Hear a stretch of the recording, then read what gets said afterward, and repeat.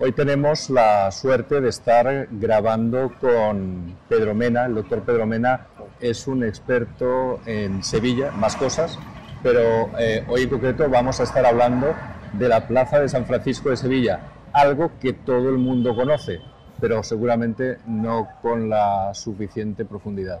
¿Tu especialidad cuál es, Pedro? Tu especialidad, ¿tú cómo te defines a ti mismo desde el punto de vista académico o...? Arquitecto. Arquitecto, siempre. Arquitecto. Pero sin embargo, tú eres una de las personas que más sabe de historia de Sevilla. Bueno, no sé si soy una es una afirmación mía. Deja que la haga, que conozco a muchos que saben y tú eres de los que más. Vale, bueno. Me halaga que digas eso, pero... ¿Qué veían los musulmanes cuando llegan aquí en el año 712 o los vikingos que llegan en el 844? ¿Qué veían en este lugar, en la Plaza de San Francisco? Bueno, probablemente el río, porque el antiguo curso del Guadalquivir, en el brazo que luego dio lugar a la Alameda, pasaba por esta zona de camino a encontrar el curso actual. De hecho, en la calle, en lo que son las setas, tenemos una zona industrial que está relacionada con el río. En la calle Cuna o en la Campana tenemos elementos que son elementos portuarios romanos, o sea que seguramente el río. ¿Cuánto ha cambiado el lugar? Parece increíble, porque claro, estamos alejados de la isla fundacional, la isla que fundaron los fenicios. Estamos bastante alejados, pero ahora es un lugar absolutamente céntrico de la ciudad. También otra cosa que vale la pena destacar es que aquí al lado tenemos los restos de una muralla, creo que es del siglo III. Entonces, esa muralla hace que nosotros estemos en este momento fuera, muchas gracias señora, que estemos fuera de lo que era antiguamente la ciudad. ¿Es así? Eso es bastante clave respecto de este espacio, porque el origen de este sitio, de la Plaza de San Francisco, es ser una plaza de mercado medieval, y como muchas de las plazas de mercado medievales surgen fuera de lo que era el recinto originario de las murallas. Pasa lo mismo en la Plaza Mayor de Madrid, por ejemplo, que era un sitio que quedaba fuera del recinto amurallado. Y precisamente porque en esa trama islámica no había espacio para determinados usos sociales o comerciales, aprovechaban los espacios inmediatamente fuera de las puertas principales de las murallas. Entonces se supone que aquí hubo una, ahí en la calle Francisco Bruna, en el lateral de la Real Audiencia, se ha hipotetizado que hubiera originalmente una puerta de la muralla islámica, y a colación de eso pues habría surgido este espacio que estaba muy cerca de un cementerio que hubiera estado en la Plaza Nueva, y este espacio quedó aquí como intermedio, muy a mano, ¿no?, de la ciudad, y muy grande para los estándares de la ciudad musulmana, y aquí fue donde se empezaron a ubicar muchos usos comerciales. Había pescaderías, había carnicerías, había verdulerías, había venta y compra de artículos de consumo diario de la ciudad. Ese es un poco el origen. Entiendo que ese espacio islámico representado en la iglesia del Salvador, que era la primera mezquita Aljama, y que por tanto alrededor tendría sus mercados, tenía una influencia aquí. Es un poco lo que dices, ¿no? O sea, ese mercado llegaba de alguna forma hasta aquí, pero cuesta imaginar que aquí habría pues venta de animales, venta de productos, obviamente venta de pescado. ¿Cómo evoluciona eso?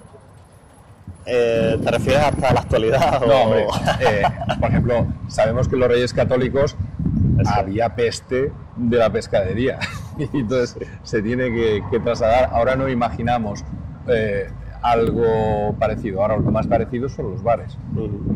Perdón por lo de peste, algunos sí, otros no. Pero la evolución, digamos, cuando llega el cristianismo en 1248, la conquista cristiana, ¿qué es lo que ocurre? Bueno, lo que ocurre en el momento prácticamente inmediato a la conquista o inmediatamente posterior es que los reyes ceden a la orden son franciscanos, Sí, estos son efectivamente, franciscanos, claro. sí. Entonces, los franciscanos... Esto no lo hemos dicho, estamos justo al lado de lo que era el convento de San Francisco. Me Exactamente. parece que uno de los más grandes o el más grande de España. Entonces, Probablemente. eran franciscanos. Eso es, claro. Entonces, es lo que le da nombre a la plaza, de hecho, la plaza de San Francisco. Entonces, pues eso es lo que ocurre inmediatamente después de la conquista, que es que ceden un espacio grandísimo, ese antiguo cementerio musulmán, a la Orden de San Francisco para que establezcan su monasterio, que es inmenso, ocupaba todo lo que es actualmente la Plaza Nueva y calles aledañas, y muy grande. Entonces, a raíz de eso, pues se delimita lo que es el recinto de la plaza por primera vez. Se empieza a construir el monasterio, con lo cual ya no queda como un espacio sin fin, por así decirlo, desde la puerta de la muralla hacia el oeste, sino que ya está delimitado y se empieza a convertir en una plaza urbana medieval. A raíz de eso se convierte en el espacio por excelencia de la ciudad, con todos estos usos comerciales, de mercado, y también se le van uniendo los usos representativos, que son los que al cabo del tiempo harán que cambie un poco su idiosincrasia, como se establece aquí el cadalso de la ciudad, las ejecuciones públicas se celebraban aquí, la impartición de justicia también se empezó a hacer aquí, que fue lo que acabó dando origen a la audiencia, que era el lugar pues donde se celebraban los pleitos, donde la gente acudía a hacer también contratos públicos, los escribanos públicos se empezaron a establecer también aquí, porque era un sitio donde sabían que la gente iba a venir sí o sí. Entonces, bueno, va adquiriendo esa importancia, pero no deja de ser también, porque no había otros sitios grandes, amplios de importancia en los que establecer esos usos de mercado, continúa con esa doble presencia, ¿no? La institucional y la comercial. Si te parece, como tú eres el protagonista, yo me salgo de foco para que se vea un poco más, las personas que lo estén viendo, vean un poco más el panorama de lo que es la plaza de San Francisco y nos movemos por todo el entorno. El edificio más antiguo que tenemos en la plaza de San Francisco es el ayuntamiento. ¿Cómo surge este ayuntamiento? Pues bastante interesante, porque ya digo, originalmente aquí lo que había eran las pescaderías de la ciudad. O sea, toda la venta de pescado se centralizó aquí a mediados del siglo XV. O sea que todavía en esa época no había esa mentalidad de que un espacio institucional pudiera tener aún así como una arquitectura representativa, sino que todavía se consideraba este espacio céntrico de la ciudad como adaptado a los usos del mercado, con lo cual se empezó a construir una pescadería en ladrillo y en madera, con un propósito de mantenerla en el tiempo, y solo 50 años después, en 1493, es cuando se puede datar ese cambio de mentalidad, por así decirlo, en el cual se decide que se va a intervenir sobre los espacios principales de la ciudad para otorgarles, darles una arquitectura muy representativa y que dé como un mensaje institucional, que cuando se quiere dignificar ese espacio es por algo, es decir, están los Reyes Católicos, pero entonces dicen, ahora vamos a ponerlo bonito. ¿Ha ocurrido alguna cosa para que ellos digan, vamos a ponerlo bonito? Sí, es un cambio de mentalidad que se da como en el Renacimiento, básicamente, en el cual se empieza a valorar el espacio público simplemente por el hecho de estar vacío, porque se puede intervenir en él, se pueden llenar de mensajes. Entonces es un momento en el que las fachadas de las casas se empiezan a abrir mucho más, se empiezan a construir edificios públicos en esos espacios precisamente, que hasta ahora habían tenido otro tipo de usos comerciales o menos establecidos, por así decirlo, más efímeros. Y es ese momento, en 1527, cuando se decide la construcción del ayuntamiento, precisamente por darle al Cabildo, al Concejo Sevillano, un sitio representativo a raíz de haber sido las bodas del emperador Carlos el año anterior y no haber tenido un edificio con el cual, digamos, hacer ostentación de la importancia del ayuntamiento. Es decir, cuando se casa el emperador Carlos con su prima, era su prima, ¿no? Creo, sí.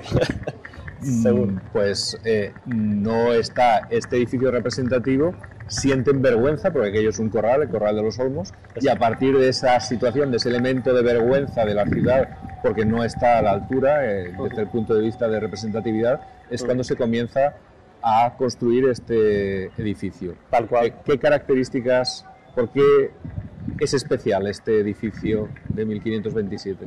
Pues es bastante peculiar porque, como ya hemos comentado, aquí lo que marcaba el límite occidental de la plaza era el convento de San Francisco. No hay mucho sitio donde hacer Muchas gracias. el ayuntamiento. No hay mucho sitio donde hacer el ayuntamiento. Entonces lo que se hace es comprar un solar muy pequeño, una parcela muy pequeña, porque encima lo que se quiere es dejar el sitio diáfano. Y ya se habían construido las pescaderías que adelantaban y tomaban mucho más espacio del que toma el ayuntamiento. Pero como parte del proyecto era liberar más espacio para que esto se mantuviera como un sitio muy representativo para acoger festividades, corridas de toros, juegos de cañas con caballos, etcétera, pues parte del proyecto era que el edificio que se hiciera fuera mucho más pequeño que el que había de las pescaderías. Entonces el arquitecto, el maestro mayor Diego de Riaño, que fue el que hizo el proyecto original del ayuntamiento, se encuentra con el problema de tener que resolver un programa importante, institucional, complejo, que no vale solo con las propias salas del cabildo del ayuntamiento, sino que necesita un vestíbulo, necesita oficinas, el ayuntamiento, y lo tiene que resolver prácticamente en un cuadrado. Si lo miras en planta es casi como un cuadrado, de una esquina que se compra al convento y a particulares. Y de hecho el convento, una de las cláusulas que pone en el contrato es que, vale, ellos venden una pieza de terreno para construir el ayuntamiento, pero a cambio la ciudad les tiene que construir el acceso a su monasterio. No les tiene que dar un acceso institucional, un acceso grandioso al convento desde la plaza, que es el sitio principal de la ciudad.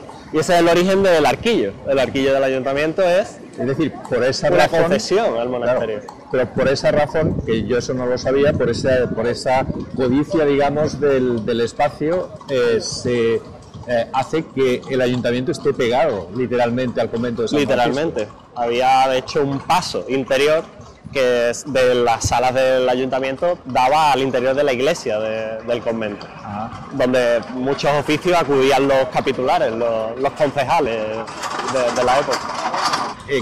¿Qué estilo es? Porque es un edificio realmente recargado. Sí. Normalmente se suele clasificar como plateresco, un edificio plateresco, que es como una especie de mezcla entre el final del gótico y el inicio del renacimiento. Que básicamente es aplicar a edificios de inspiración gótica, porque el interior, las bóvedas, lo que es la propia construcción del edificio, se puede decir que es gótico, pero se le aplica una superficialidad, por así decirlo, renacentista. El edificio es muy interesante también desde ese punto de vista porque está cargado de mensajes, está todo el rato hablando al espacio público. Las puertas tienen inscripciones, tienen citas de la Biblia grabadas en lo que son las puertas, que hablan de templo de justicia, de varios salmos y de un libro de uno de los profetas, como diciendo que este es un sitio donde la gente puede confiar en sus gobernantes, es el sitio donde se ejerce la justicia de la ciudad. Claro. Ese redescubrimiento del espacio público en el Renacimiento permite que las instituciones intenten colonizarlo. O sea, ellos entienden que la gente se va a reunir aquí, la gente va a pasar tiempo aquí, entonces si ellos son capaces de cargar ese sitio de mensajes, tienen mucho ganado, tienen ganada la confianza del pueblo, pero es una cosa muy importante. Propaganda política. Pero, tal cual, pero, entonces esa publicidad que está estudiada por filósofos, por sociólogos como Jürgen Habermas o Hannah Arendt, y está bastante interesante el momento en el que surge esa idea de publicidad, ¿no? De la opinión pública, de la reunión en público, el debate público. Pues se puede datar más o menos en esa fecha en Europa. El cambio del siglo XV al XVI es crucial en ese sentido. Interesante. Y lo que estaba diciendo, aparte de las propias puertas, tiene medallones con bustos, con efigies de personas importantes y de la mitología romana y griega. O sea, ya no es solo que se quieran curioso porque se quieren vincular a la vez con el pasado cristiano, bíblico, que es como la inspiración del orden social en ese momento, pero también, como es un lenguaje renacentista, beben de Grecia y Roma, y hay bustos de Marte, de Venus, y del emperador Carlos V, después de su esposa. Es una mezcla bastante curiosa de cómo nos cargamos de representatividad, de poderío, cómo justificamos ser la autoridad sobre la ciudad, y es con esa doble alusión bíblica y greco-romana. Hay algunas personas que piensan que desde 1527 que se construye no ha habido tiempo de acabarlo. Si vemos aquí en este lado, nos encontramos con que no hay unas efigies, digamos, no tiene la misma, los mismos grabados. Seguro tiene una explicación más razonable. Hombre, tiempo ha habido de acabarlo. Pero se supone que hay una razón, ¿no? Quiero decir que se supone que eso eran galerías, etcétera. Exacto. Y en el momento en que se necesita más espacio para el trabajo o lo que hagan aquí, pues se cierra con paredes, entiendo. Sí, lo que pasó realmente fue que se arruinaron esas galerías. Las trazó Hernán Ruiz, el joven, el mismo arquitecto maestro mayor que traza la parte superior de la Giralda. Y era, bueno, otro cambio de paradigma bastante importante, porque el ayuntamiento, las sesiones eran a puertas cerradas. Uno no podía saber qué era lo que se estaba deliberando ese día en el Cabildo, salvo que perteneciera a él. Sin embargo, se crean en los años de 1560 a 1564 estas galerías que permiten esa conexión del secreto interior de la sala de Cabildo hacia lo que está pasando en la calle. Entonces esas galerías se convierten en protagonistas de muchos momentos de la historia de Sevilla: proclamaciones de reyes, autos de fe de la Inquisición, por supuesto todas las festividades, la Semana Santa, el Corpus. El ayuntamiento las atiende desde esas balconadas y esas galerías abiertas. Tenemos que imaginar, eran como 7, 8 arcos de medio punto, parecidos a los que tenemos ahora, completamente abiertos, los cuales uno podía transitar en la parte baja, y en la parte alta se repetía el mismo esquema, y el ayuntamiento los utilizaba para todos esos actos públicos. ¿Por qué este espacio tiene esa composición, esa forma así tan peculiar? Porque tú decías que todo tiene un mensaje político, un mensaje filosófico de algún tipo. Supongo que esta parte también. Pues sí, la parte antigua del ayuntamiento, como decía, es un proyecto desde el punto de vista arquitectónico muy interesante por tener que resolver un programa complejo, como decía antes, en un espacio muy reducido. Entonces, lo que le pasa a Diego de Riaño es que, en contra de lo que suele ocurrir en un edificio institucional, tiene que llevar la escalera a la fachada, que es algo que normalmente se suele evitar, porque si te llevas la escalera a la fachada te descompone lo que es el alzado del edificio. Pero él muy hábilmente, al tener que hacerlo así, la escalera que está en este lateral derecho sube, y tú ves esa subida reflejada en la fachada con la disposición de las ventanas, y para que eso no le descuadre todo el alzado, lo replica sin necesidad en el lado izquierdo, con lo cual, desde el punto de vista de la composición, es un edificio, una fachada perfecta, simétrica, claro, renacentista. Mantiene la simetría a pesar de que interiormente es muy distinto el lado derecho del lado izquierdo. Ajá. Sí. Curioso, nunca lo había pensado. Supongo que muchas personas pasamos por este mismo lugar sin darnos cuenta de esos pequeños detalles. Ahí está la maestría del arquitecto. Estamos ante la Real Audiencia. ¿Qué es este edificio? Pues este edificio es la representación del poder del rey en la ciudad de Sevilla, tal cual, porque en un momento dado, a mediados del siglo XVI precisamente, hasta entonces los alcaldes ordinarios, o sea, gente nombrada por el ayuntamiento, eran quienes atendían en primera instancia los pleitos, las reclamaciones judiciales del vecindario, pero en ese momento el rey retira ese poder, esa capacidad de que sean los ayuntamientos quienes atiendan esas cuestiones, y empieza a nombrar regentes, oidores, magistrados por su cuenta, que no tenían que ser extranjeros, como se decía entonces, gente que no hubiera residido en Sevilla, para que pudieran entender, se entendía, imparcialmente en los pleitos de la gente. Entonces, se convierte en un elemento muy simbólico de la ciudad porque es el contrapoder al ayuntamiento. El ayuntamiento podía ser, bueno, más o menos el gobierno de la gente de Sevilla, de su propia ciudad, con la intervención del asistente, que también era un cargo de nombramiento real, pero aún así, digamos que la mayoría era de los notables de la ciudad, mientras que la audiencia era completamente poder del rey. Entonces, simbólicamente, eso crea un caos institucional en Sevilla cuando se implanta realmente los primeros 50, 100 años de vida de la audiencia, porque ellos quieren tener la preeminencia en todos los actos públicos, que causan un escándalo, por ejemplo, el día del entierro de Felipe II, en el cual estuvo presente Cervantes en la catedral.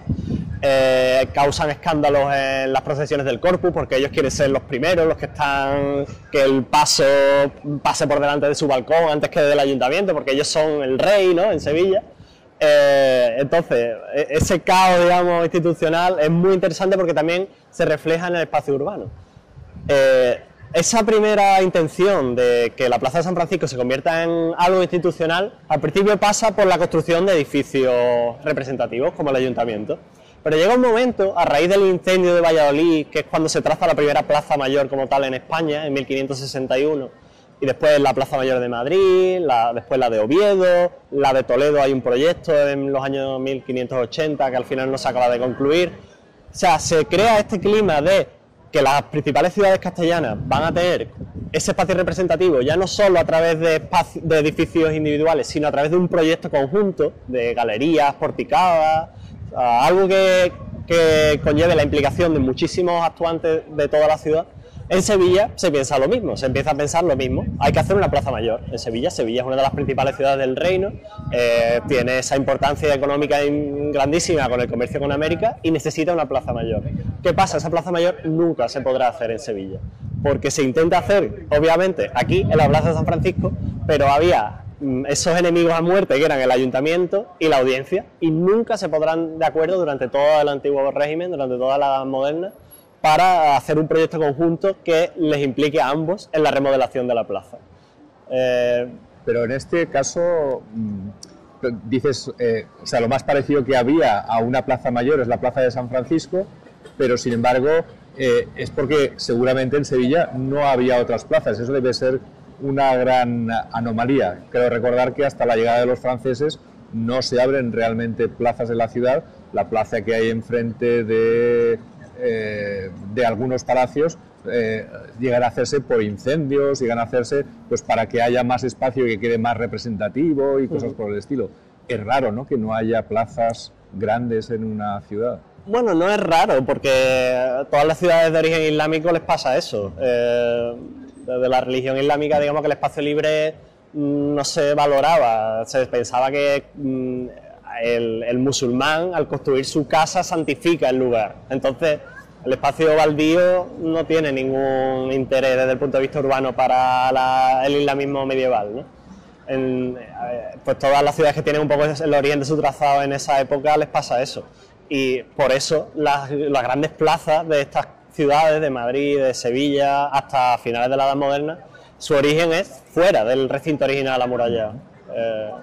Aquí, como hemos visto antes, es cierto que también esta plaza tiene su origen fuera del pomerium, del espacio sagrado trazado por la muralla romana.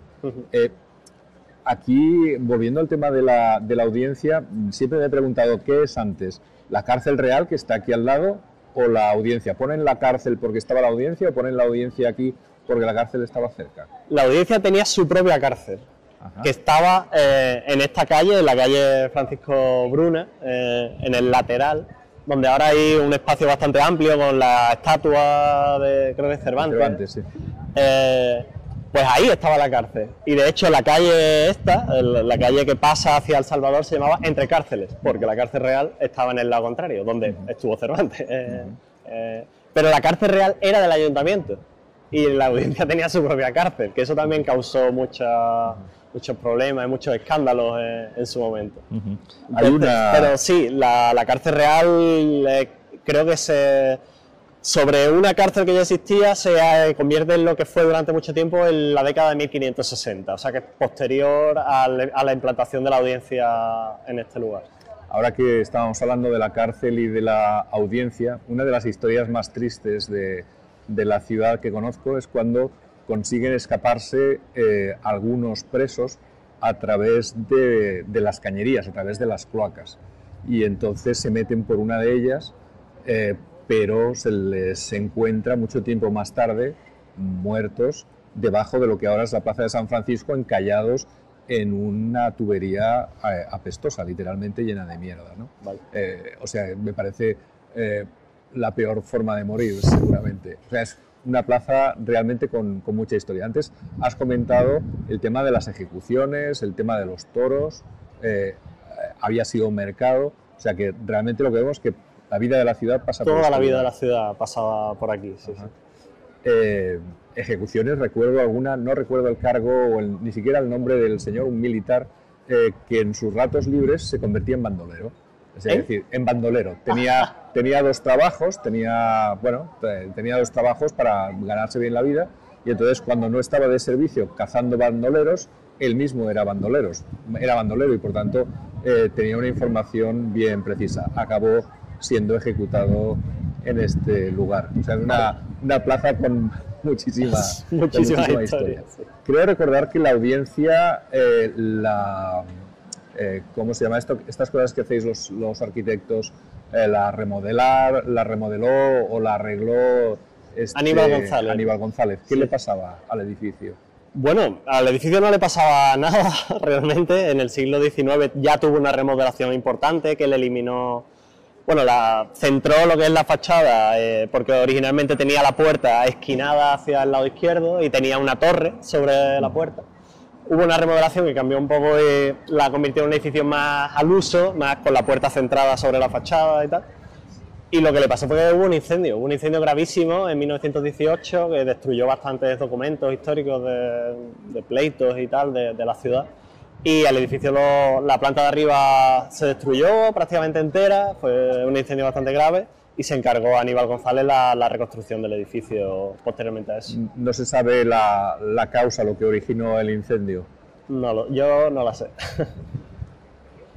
Pero ya digo, la historia de la audiencia como contrapoder al ayuntamiento es muy interesante. Los anales que se lean de esa época hacen continuas referencias a problemáticas sociales porque se oponía un poder a otro.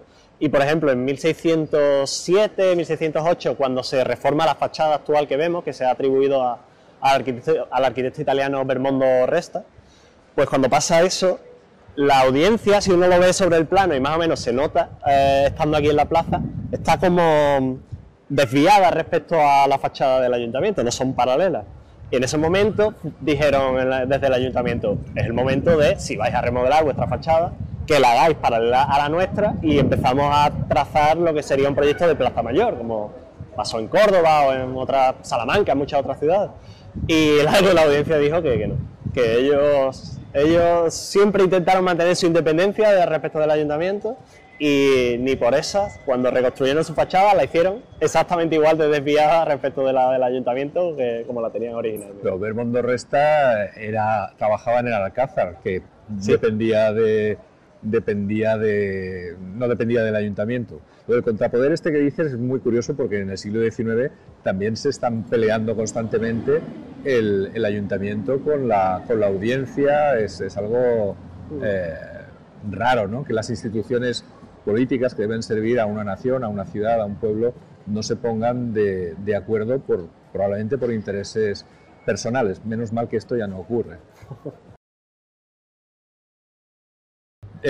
Pedro, en Itálica tenemos, en la ciudad nueva de Itálica, la Itálica de Adriano, tenemos grandes soportales por el calor tremendo que hace en este lugar.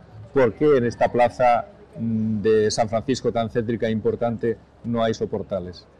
Bueno, los tuvo durante muchos siglos, tuvo los soportales, y el problema de los soportales es bastante interesante. Yo creo que es un libro por escribir, porque durante toda la Edad Moderna hubo, y fue un debate que se acució ya en el siglo XIX, se debatió realmente si los soportales eran útiles o eran perjudiciales para el orden público.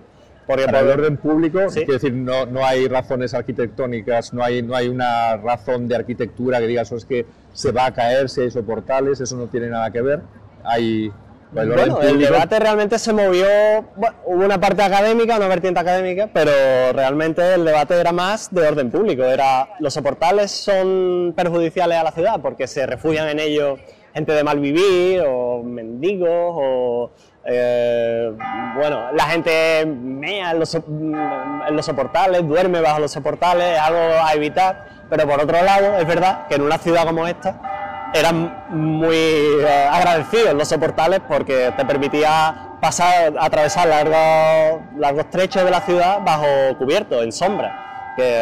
Y luego cuando llovía, que bueno, no es lo habitual, pero también pasa bastante, te protegía del agua. Entonces hubo durante mucho tiempo, entre arquitectos, científicos, médicos, estudiosos, ese debate de los soportales sí o no.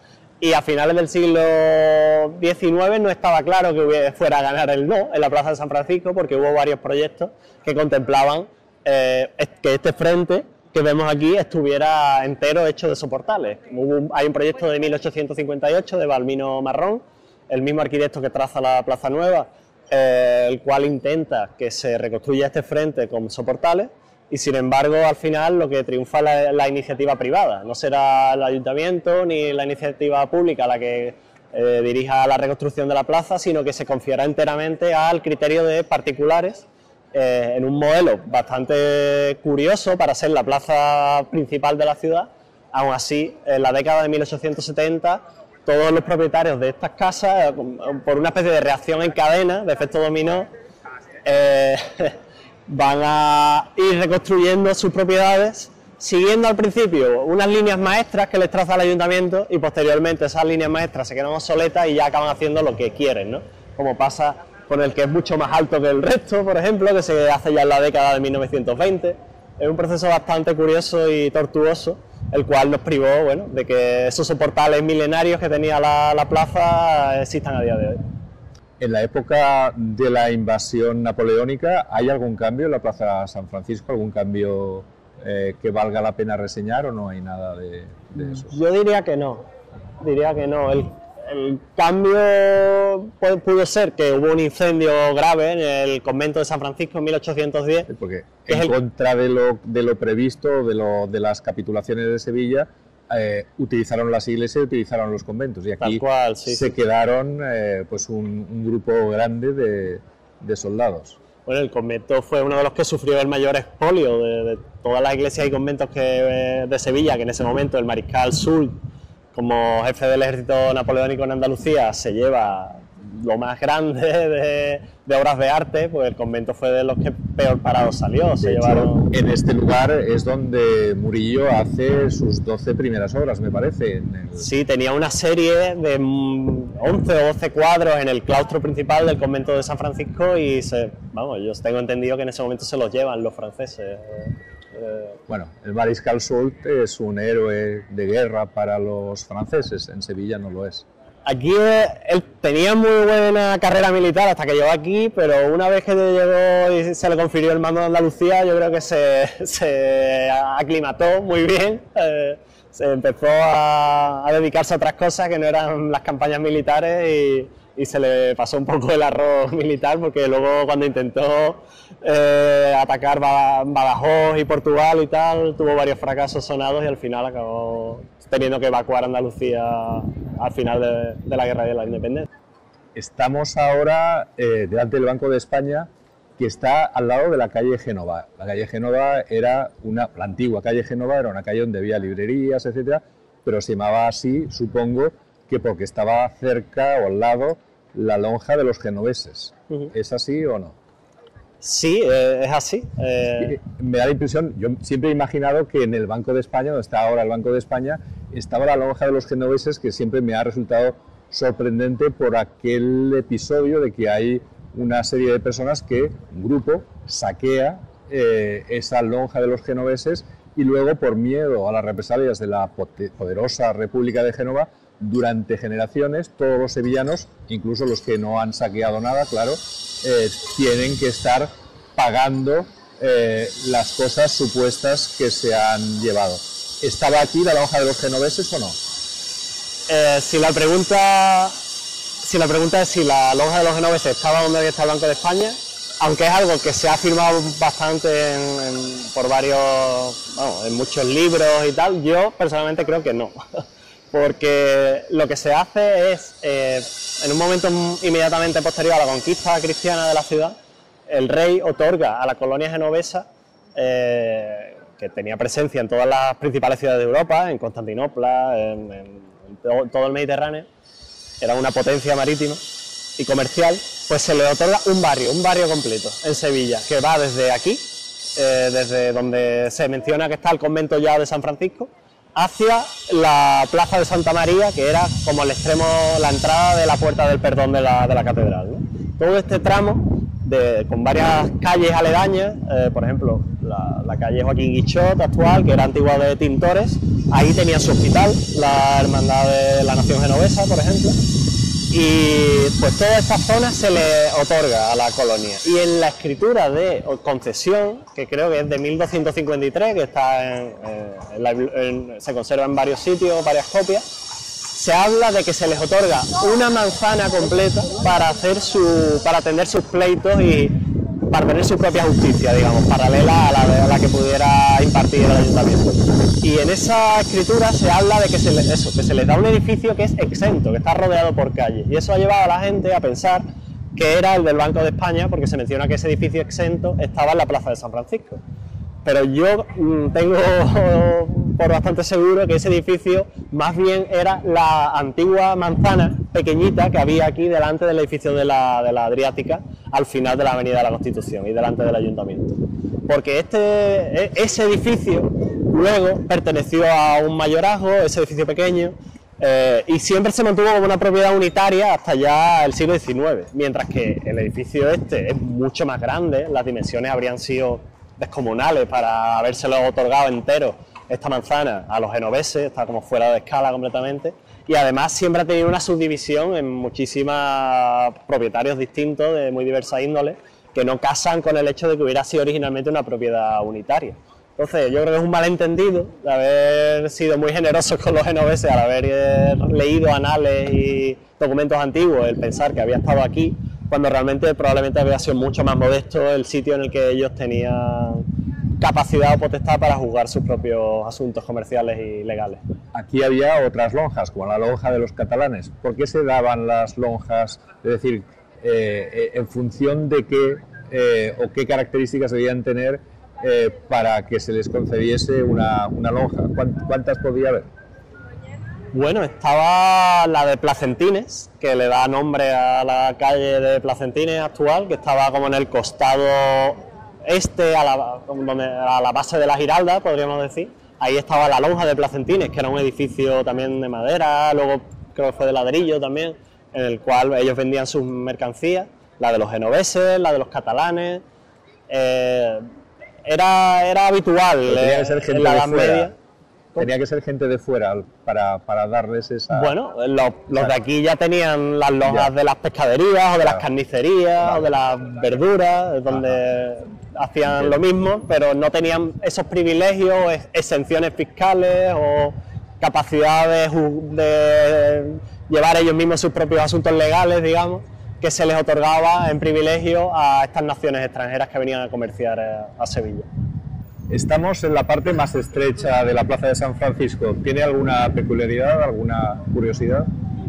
Bueno, sí, es bastante curiosa, yo diría, porque si uno se fija bien, la fachada de este edificio, ¿no?, que es la embocadura de la calle Sierpe, es bastante improvisada. Es real, de hecho no es una fachada, es una medianera de un antiguo solar, ¿no?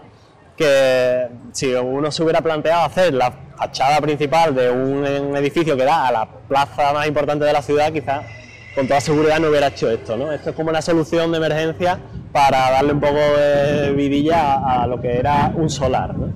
Y lo que pasó, la situación que dio lugar a esto fue que por parte de la exposición del 29 hubo una financiación grande para hacer lo que se llamaba obras conexas a la exposición, que era adecentar el centro de la ciudad, trazar algunas avenidas, algunas arboledas, que cuando la gente viniera a visitar la exposición, la ciudad estuviera presentable y tuviera como se notara urbanísticamente que se estaba celebrando la exposición. Entonces, como parte de eso, el ayuntamiento expropió la casa que adelantaba aquí, delante de la que ahora existe, la expropió y la derribó, y la idea era construir un edificio con menos, que se adelantara menos sobre la plaza, pero representativo e interesante.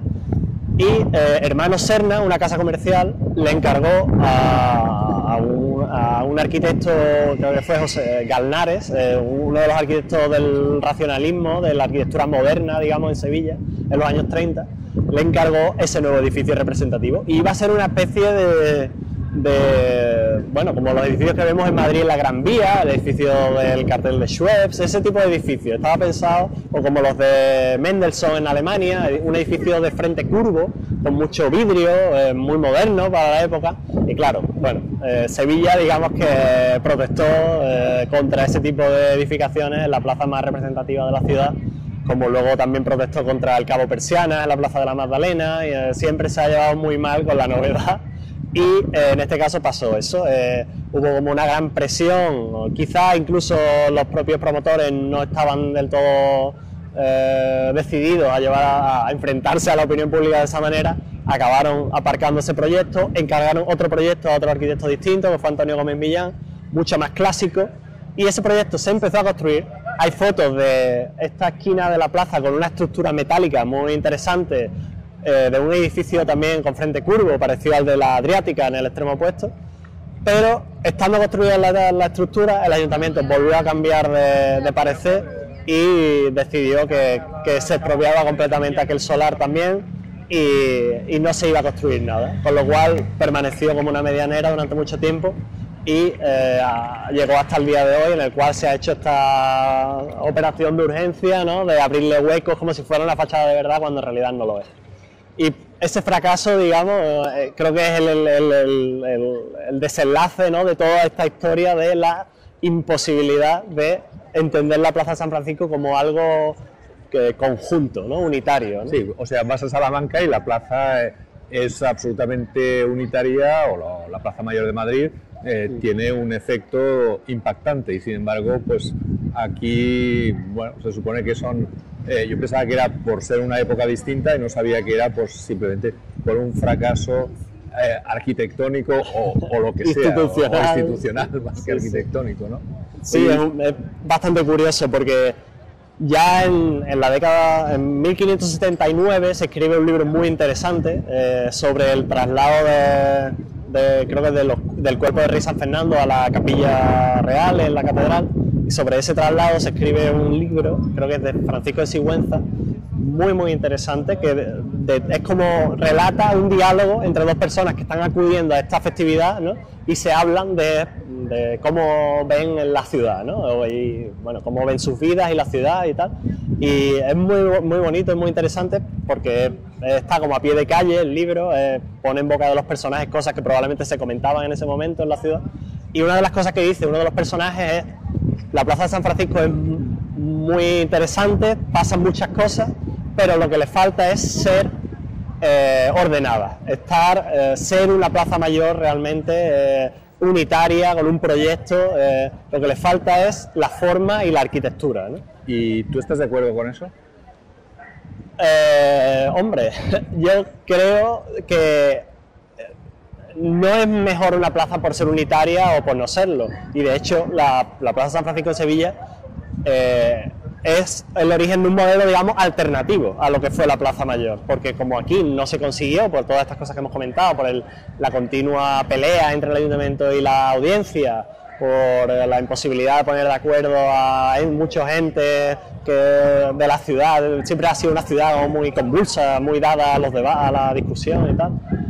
pues ante la imposibilidad de eso, el modelo alternativo que se planteó, porque había un problema real que era la ruina de este frente de portales, al menos de algunas de las casas, viendo que por el modelo castellano de la Plaza Mayor no se iba a resolver ese problema de reconstruir las casas a tiempo para las festividades y tal, que era, lo creamos o no, el problema principal que se planteaba el ayuntamiento, que cuando fueran las procesiones o el corpus las casas estuvieran presentables, la ciudad estuviera presentable, pues el modelo que se plantea es, bueno, dejemos que los particulares reconstruyan las casas, intentemos darles como unas guías que se siguieron en las primeras 4 o 5 casas, como se puede ver a día de hoy, que son muy parecidas entre sí, y luego eso se fue devaluando, ese modelo original, digamos, y se fue abriendo más la mano al resto de las edificaciones que vemos hoy en el frente. En mi país de los sueños, tú serías el concejal de urbanismo. ¿Qué harías? ¿Cómo cambiarías esta plaza? ¿Qué le falta o qué le sobra?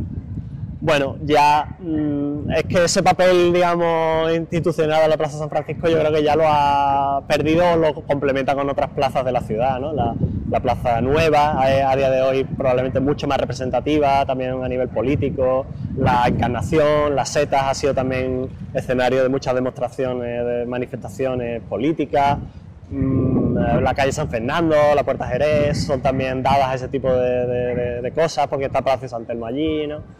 El Parlamento de Andalucía, la Macarena, o sea que esa ciudad unicéntrica en la cual, digamos que la transformación urbana de la Plaza de San Francisco era un asunto de vida o muerte, ¿no? Para la representatividad de la ciudad, ha pasado a mejor vida, ¿no? Ahora es una ciudad mucho más policéntrica, en la cual la representatividad institucional está mucho más dividida en otro tipo de ámbitos y de edificios, y ya la plaza tenemos que aceptarla tal y como es, porque es una historia alternativa, ¿no? a la historia de las plazas mayores castellanas, pero con valor en sí misma y válida a día de hoy. Muy bien. Para terminar, ¿un pequeño hilo conductor que resuma todo lo que hemos hablado, o es esto último que has comentado? Vale, pues sí, como decía, la Plaza San Francisco surge como casi el único vacío disponible a las afueras de la ciudad musulmana original, antes de que se practique la ampliación almohade del recinto almurallado, que ya lleva la muralla al Arenal, ¿no? Pues originalmente la muralla estaba aquí, como ha aparecido debajo de uno de los edificios, ¿no? De la época romana. Pues la primera etapa islámica se mantuvo ese trazado amurallado, entonces este espacio, lo que se llamaba entonces la musalla, como un sitio donde se salía a celebrar festividades, a rezar, pues quedó como el único espacio donde ubicar todas esas actividades que eran externas a lo que se entendía como la propia ciudad, el mercado, la venta de comestibles, de comerciantes que iban de ciudad en ciudad, paraban aquí a la puerta de la ciudad y hacían ese trato, esos negocios comerciales, y se marchaban a otra ciudad distinta. Entonces el sitio idóneo para eso era justo a la entrada de la ciudad, y aquí. Cuando ya tiene lugar la conquista cristiana, al otorgar el rey estos terrenos para el convento de San Francisco, se delimita. Por primera vez ya no es un espacio que se extiende hacia lo que fuera el río originalmente, sino que queda delimitado y cerrado, y aún así sigue siendo el espacio principal de representatividad de la ciudad, con esa inclusión, además de todo el tema de pescadería, verdulería, etcétera, carnicería, se añade el aspecto, digamos, institucional de ubicar aquí el sitio donde se imparte la justicia, el cabalso, los escribanos públicos, notarios de la época, con lo cual toda esa importancia la saben leer muy bien en la época del Renacimiento los gobernantes de la ciudad para elegir la plaza como el lugar donde ubicar el ayuntamiento. Esa ubicación, esa construcción de este edificio cambia, digamos, la mentalidad del entendimiento de la plaza. Aquí se empiezan a ubicar ya, sin duda, todas las festividades importantes de la ciudad, el corpus, las corridas de toros, los juegos de cañas con caballos, autos de fe de la Inquisición, etcétera. Y a raíz de ese entendimiento originario de que había que intervenir en los espacios públicos representativos de la ciudad a través de arquitectura, se traslada a la idea de que hay que intervenir unitariamente con urbanismo, ya no solo edificios, monumentos, sino actuaciones conjuntas que involucren a todos los poderes eclesiásticos, civiles, judiciales de la ciudad, para la transformación de los espacios más representativos en proyectos unitarios de plazas mayores, ¿no? Como la de Valladolid, la de Salamanca, la de Madrid, etcétera. Pero Sevilla nunca lo conseguirá, principalmente por ese enfrentamiento entre el poder del rey representado por la audiencia y el poder de la ciudad representado por el ayuntamiento. Nunca serán capaces de ponerse de acuerdo durante 300 años de proyectos, de dimes y diretes, y al final lo que acabará pensando el ayuntamiento en el siglo XIX es que va a dejar a la iniciativa privada la transformación de la plaza, ¿no? Y es lo que da lugar a este episodio de la transformación de todo el frente oriental de la audiencia hacia el Banco de España. Poco a poco se va reconstruyendo ese frente, se pierden los portales originarios porque los propietarios entienden que le puede sacar más aprovechamiento a las rentas, a los negocios que se ubiquen en los bajos, etcétera, si ocupan los portales y se eliminan también esa incertidumbre que causaba el portal de quién podía utilizarlo y para qué, ¿no? Para hacer sus necesidades o para ocultarse, o ese entendimiento un poco macabro de lo que podía ser un portal, ¿no? En el siglo XIX. Y ya por último, pues las intervenciones del Banco de España en la década de 1920 y del edificio malogrado, no acabado, del hermano Serna en el extremo contrario, son un poco el epítome de esa historia de la imposibilidad de una arquitectura absoluta, que diría el arquitecto Pier Vittorio Aureli, para tener una idea global de ciudad que aplicar en Sevilla, pero así somos, somos incapaces de ponernos de acuerdo, pero también de eso surge la creatividad y las oportunidades. Sí, una ciudad que sería imposible en cualquier otro lugar. Pues, quizás. Muchas gracias, Pedro. Muchísimas gracias, Andrés. Quedemos en otro momento para seguir explorando elementos poco conocidos de la arquitectura antigua de Sevilla, una de las ciudades más antiguas de Occidente. Gracias, Pedro. A ti.